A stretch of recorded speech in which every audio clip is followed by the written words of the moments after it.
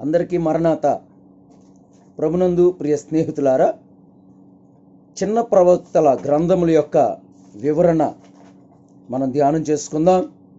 తెలియపరిచినట్లుగా ఈరోజు నుంచి హోషేయ గ్రంథము నుంచి మలాకి వరకు ఉన్నటువంటి ప్రవక్త గ్రంథాలలో నుంచి ఒక్కొక్క రోజు ఒక్కొక్క అధ్యాయాన్ని, హోషేయ నుంచి మరి మలాకి వరకు ఉన్నటువంటి ప్రతి అధ్యాయాన్ని మనం క్షుణ్ణంగా ధ్యానం చేసుకుందాం.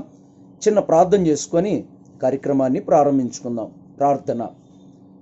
మహాపరిశుద్ధుడు అయిన తండ్రి, సర్వాధికారివైన ప్రభువా, మీకు అనేక వందనాలు.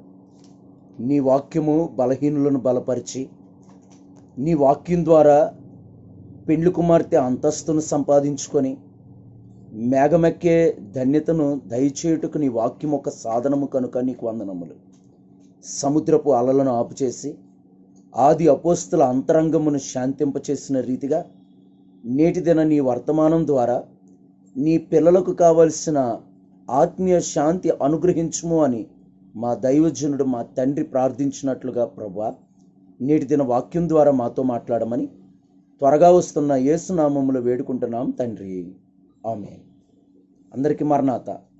ప్రియులారా, చిన్న ప్రవక్తల గ్రంథాల యొక్క విభజన మరి నిన్నటి దినాన చెప్పడం జరిగింది. పూర్తిగా మరి అది రాకపోవటం వలన మరలా తెలియపరుస్తూ ఉన్నాను. మొదటి భాగముగా ప్రియులారా, హోషేయ గ్రంథము, ఆమోసు, మీకా 4 భాగాలుగా విభజిస్తున్నాను. ఈ గ్రంథాలని జాగ్రత్తగా గమనించండి. రెండవ భాగముగా ఏవేలు, హబకుకు, జెఫన్యా. మూడవ భాగముగా హగ్గై, జకర్యా, మలాకి. 4వ భాగముగా ఓబిద్యా, యోనా, నహూము.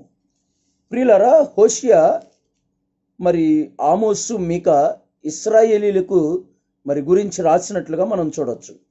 హోషేయ గ్రంథమేమో 760 నుంచి 735 కాలం మధ్యకాలం, ఆమోసు 750 సంవత్సరము, మీకా 750 నుంచి 735 వరకు.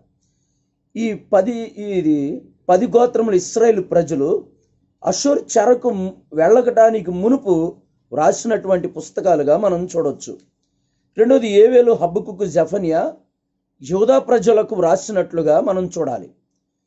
ఏవేలు 750 సంవత్సర కాలము, హబకుకు 607, జెఫన్యా 625 నుంచి 608 వరకు.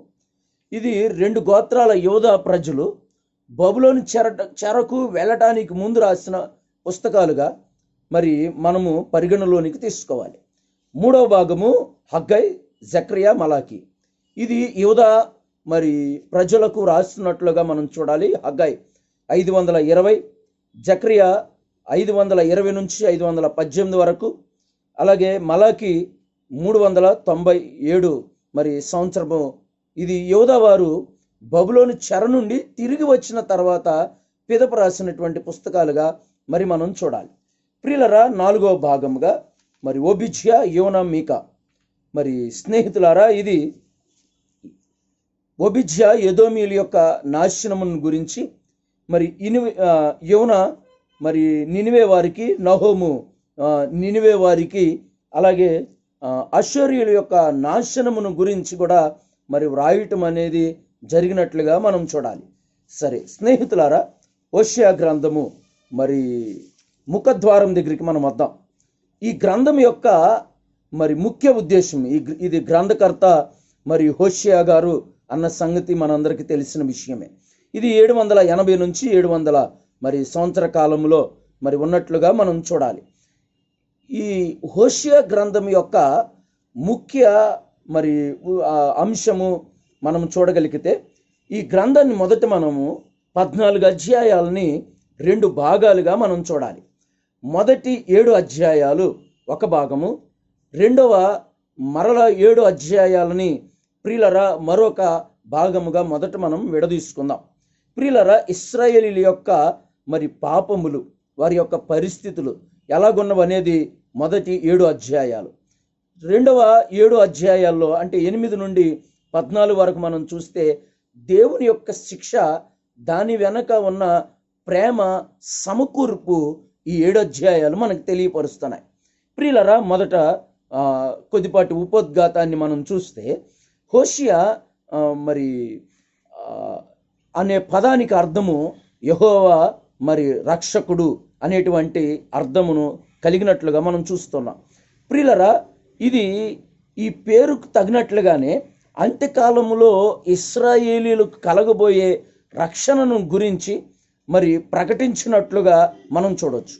ఇశ్రాయేలీల మరి విగ్రహారాధికులై మరి పాపము చేయిస్తున్నందువలన సూచనగా ఈ ప్రవక్తకు వ్యభిచారి అయినటువంటి గోమెరునిచ్చి మరి ప్రియులరా వివాహము చేయటం అనేది జరిగినట్లుగా మనం గమనించాలి. తన బిడ్డల ద్వారా కూడా మరి బిడ్డలు మరి పుట్టినప్పుడు ఒక బిడ్డకు నా జనులు కారు అనేటువంటి పేరుకు అర్థం వచ్చేటట్లుగా మరి స్నేహితులారా మరి పెట్టడం అనేది పేర్లు పెట్టే విషయంలో కూడా జరిగినది అన్న సంఘటన మనము జ్ఞాపకం చేసుకోవాలి. ప్రియులరా, 10 గోత్రాల యొక్క ప్రజలు ఇశ్రాయేలీలకు రాజులైన వారు విగ్రహారాధన చేయటాన్ని బట్టి వారికి రాజు లేనందున అనేక సంవత్సరాలు మరి రాజు లేకుండా చెదిరిపోయినట్లుగా నేటి వరకు కూడా వారు అలాంటి స్థితిలోనే ఉన్నట్లుగా మనం చూడాలి. ప్రియులరా, హోషేయ గ్రంథం యొక్క మరి ఆత్మీయ సత్యం అని, దీనిలో ప్రభు యొక్క ప్రేమ ఏ రీతిగా దాగి ఉన్నది అన్న సంగతిని మరి మనం ధ్యానించడానికి ముఖ్యమైనటువంటి అధ్యాయము 3వ అధ్యాయముగా మనం చూడొచ్చు.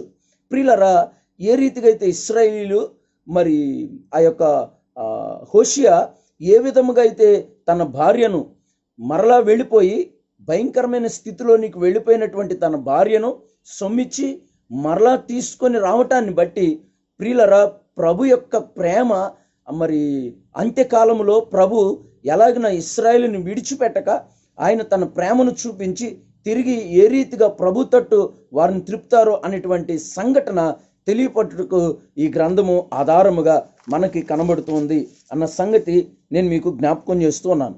ప్రియులరా, మొదటిగా ఈ అధ్యాయాలను 14 అధ్యాయాలకు ఒక్కొక్క అధ్యాయానికి ఉన్నటువంటి వ్యత్యాసాన్ని స్థితిని నేను చూపించి మొదటి అధ్యాయంలోనికి మనం వెళదాం.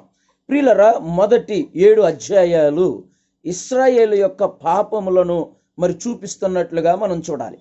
అలాగే మొదటి 3 అధ్యాయాలు కూడా ఇశ్రాయేలు పాపములు ప్రవక్త యొక్క జీవితం ద్వారా మరి బోధ చూపిస్తున్నట్లుగా మనం చూడాలి.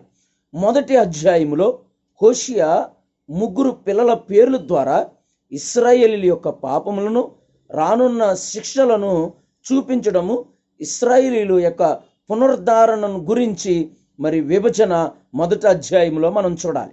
2వ అధ్యాయంలో హోషేయ యొక్క భార్య మరి భయంకర స్థితి జీవితము కలిగి ఉండి అపనమ్మకంగా ఉండి రానున్న తీర్పును సూచించడము, ఇశ్రాయేలీల యొక్క జీవితము అపనమ్మకము నుండి రానున్న తీర్పు యొక్క స్థితిని చూపిస్తుంది 2వ అధ్యాయం. ఇప్పుడు 3వ అధ్యాయాన్ని మనం చూస్తే హోషేయ తన భార్యను గురించి తిరిగి తెచ్చుకోవడం ద్వారా ఇశ్రాయేలు దేవుడు చేర్చుకుంటాడని మరి చూపిస్తూ ఉంది, సూచనగా మనం చూడొచ్చు. ప్రియులరా, ఇప్పుడు 4 నుంచి 7 అధ్యాయాలు మరి మనం చూస్తే ఇశ్రాయేలు యొక్క పాపములు మరి రానున్నటువంటి శిక్షలు ఏ విధముగా ఉన్నాయి. 4వ అధ్యాయంలో దేవుణ్ణి మరిచిపోయి విగ్రహారాధికులై పాపములు చేయటము. ఉదాహరణకు వచనం 6 శిక్షా విధి ఎలా ఉంటుంది అనేది మనం ఆధారముగా చేసి చూసుకోవాలి. ప్రియులరా, 5వ అధ్యాయంలో అపవిత్రత అనే పాపము మరి వచనం 3వ వచనమును మరి ఆధారముగా మనం చూడాలి. అలాగే 6వ అధ్యాయములో అన్యజనుల మరి భక్తి నిలిచిపోవడం అనే పాపం, భక్తి నిలుపుకోకపోవడం అనే పాపం. వచనం ఆధారం ఏమిటంటే 4వ వచనము దాని యొక్క శిక్ష ఏ విధముగా ఉంటుంది అనే సంగతిని తెలియపరుస్తుంది. అలాగే 7వ అధ్యాయంలో అన్యజనులతో కలిసిపోవడము అనేటువంటి పాపము కనబడుతుంది. మరి వచనము 8వ వచనము ఆ యొక్క శిక్షా విధానాన్ని మనము జ్ఞాపకం చేసుకోవచ్చు. ప్రియులరా, అలాగే ఇప్పుడు 8 నుంచి మరి 10 అధ్యాయాలు మరి మనము ధ్యానం చేసినట్లయితే 8వ అధ్యాయంలో శిక్షను గురించిన మొదటి హెచ్చరిక, శ్రమ వస్తుందన్నటువంటి హెచ్చరిక కనబడుతుంది 8వ అధ్యాయంలో. 9వ అధ్యాయాన్ని మనం చూస్తే శిక్షను గురించిన 2వ హెచ్చరిక, సంతోషించకూడదన్న హెచ్చరిక కనబడుతుంది 8వ అధ్యాయంలో. 10వ అధ్యాయంలో మనం చూస్తే ఇశ్రాయేల్ యొక్క మరి పాపము, రానున్న శిక్షకు సూచనగా 3 ఉపమానములు మరి కనబడుతున్నాయి అన్న సంఘటన మరి స్నేహితులారా మనము చూడాలి. అలాగే ద్రాక్ష మరి చెట్లను, దేవునికి భయపడని రాజుల యొక్క మరి ప్రయాణం యొక్క స్థితి, మరి సూర్యునందు అభ్యాసము గల మరి స్థితిని ఈ 10వ అధ్యాయంలో ద్రాక్ష చెట్లు, మరి దేవునికి భయపడని రాజులేని యొక్క ప్రజలు, నూర్పునందు అభ్యాసము గల పెయ్యి, మరి ఆ స్థితిని మనం చూడొచ్చు.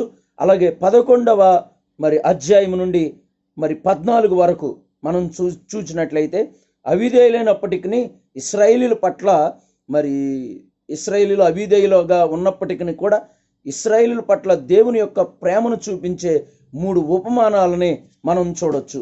ప్రియులరా, 11 నుండి 13 వరకు అంత్యకాల సమకూర్పు 14వ అధ్యాయాన్ని మనము చూసినట్లయితే 11వ అధ్యాయము బాలుడైన ఇశ్రాయేలీలను గురించిన ఉపమానము. 12వ అధ్యాయంలో గాలిని మేయువాడైన ఎఫ్రాయిమును గురించిన ఉపమానం. 13వ అధ్యాయంలో ఉదయ సమయంలో కనిపించే మేఘము పెందలకాడనే గతించిపోయే పాతకాలపు మంచు వలె చచ్చినవాడైన ఎఫ్రాయిమును గురించిన ఉపమానం. 14వ అధ్యాయంలో ఇశ్రాయేలీల అంత్యకాల సమకూర్పు మరి మనకి కనబడుతుంది.